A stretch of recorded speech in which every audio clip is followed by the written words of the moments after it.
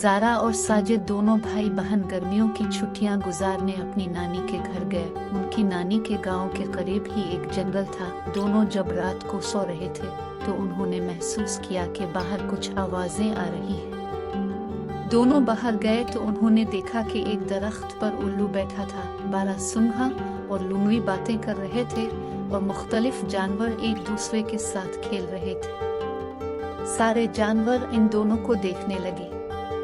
लुंगड़ी ने दोनों को देखकर पूछा, कौन हो तुम लोग? हमने तुमको यहाँ पहले कभी नहीं देखा। हम यहाँ अपनी नानी के पास गर्मियों की छुट्टियाँ गुजारने आए हैं, ज़ारा ने कहा। उल्लू ने कहा, अच्छा, वो बूढ़ी खातून तुम्हारी नानी है? वो बहुत अच्छी हैं, दिन के वक्त परिंदों को पानी और दाना देती है। जी, इन्हें जानवरों से बहुत प्यार है, खास तौर पर परिंदों से, ज़ारा बोली। बारहसिंघे ने पूछा, तुम लोगों को गांव ज्यादा अच्छा लगता है या शहर? साजिद बोला, शहर में बहुत गर्मी होती है, ताज़ा हवा से लोग महरूम हैं। बारिशों के बाद सा नाले भर जाते हैं और कई लोग जान से हाथ धो बैठते हैं। यहाँ गांव में ठंडी हवा भी है और बारिश में खूबसूरती और बढ़ जाती है।